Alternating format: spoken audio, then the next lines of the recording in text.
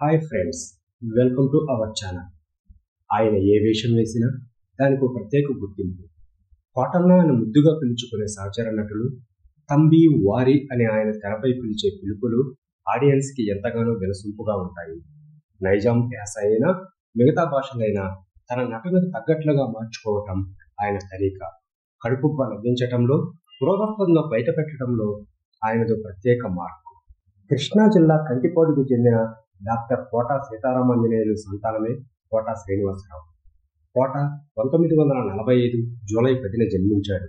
తండ్రిలా డాక్టర్ కాకపోయినా నటనపై ఎంతో ఇష్టంతో బ్యాంకు ఉద్యోగాన్ని వదిలేసుకున్నాడు. నాటకాల నుంచి సినిమాలకు చేరుకున్నాడు. ప్రాణం ఖరీదుతో మొదలైన ఆయన నటన తెలుగు, తమిళ, హిందీ, కన్నడ భాషల్లో అప్రతిహితంగా కొనసాగింది. క్యారెక్టర్ ఏదైనా సరే దానికి ఒక మేనరిజం తగిలించి ఆకట్టుకోవడం ఆయనకున్న ప్రత్యేకత. ఇప్పటిదాకా దాదాపు 800 సినిమాలకు పైగా నటించిన కోట ప్రతి సినిమాలోనూ వేరియేషన్ కనపరుస్తూ ప్రేక్షకులను ఆకట్టుకుంటూ వస్తున్నారు. కొన్ని నాళ్లలో సైడ్ కిక్ వేషాలు వేసిన కోట క్రమంగా విలన వేషాలపై మళ్ళాడు. ప్రతిఘటనలో యాదగిరి కోటగా నటించిన ఆడియన్స్ దగ్గర చేయటంతో పాటు మొదట నంది అవార్డు ఇప్పించింది. అయితే ఆయన మరుసటి సినిమానే ఆయనకు ఊహించని కామెడీ కోణాన్ని పరిచయం చేసి ఆ టైంలో 1,00,000 మందిని, తర్వాత కాలంలో కోట్ల మందిని అభిమానులను తయారు చేసుకున్నాడు కోట. ఆ సినిమా పేరే ఆహనా పెళ్ళంట. పిసినారి లక్ష్మీపతి పాత్రలో ఆయన నటన మార్వలెస్. ఇక ఆ తర్వాత వరుసగా విలన్ పాత్రలో మెప్పించిన ఆయన మధ్య మధ్యలో కామెడీ మిక్స్ చేసి విలనిజంతో అలరించాడు.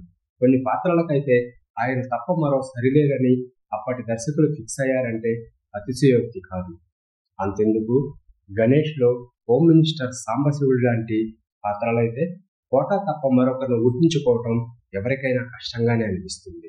90వ దశకంలో కోట సినీ ప్రయాణం జెట్ స్పీడ్తో సాగింది.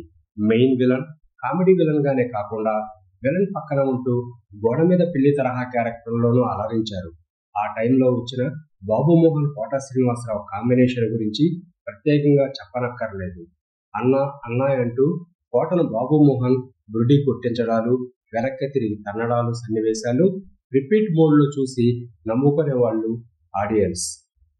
మిగిలిన దర్శకుల మాటేమిటో కానీ కోటాలోని కామెడీ కోణాన్ని దర్శకుడు ఈవీవి సత్యనారాయణ వాడుకున్నంతగా ఇంకెవరూ వాడుకోలేకపోయారు.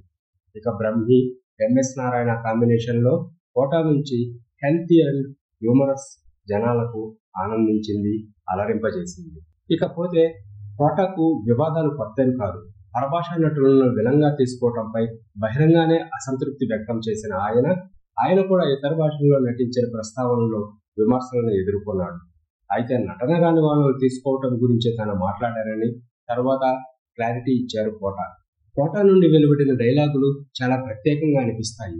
రాజకీయ నేపథ్యంలోని సినిమాల్లో కోట నటన గురించి ప్రత్యేకంగా చెప్పుకోవాలి.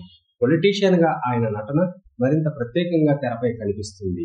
పత్తిగడ నుండి మొదలై శత్రువు, గాయం, గణేష్, లీడర్, ఛత్రపతి ఇలా ఎన్నో ముఖ్యమైన సినిమాల్లో రాజకీయ నట వెలువడే డైలాగులు ఎప్పటికీ గుర్తుండిపోతాయి. 19వ దశకంలో 2000 సంవత్సరాల్లో తన డబ్బింగ్ వాయిస్తో కూడా అలరించాడు.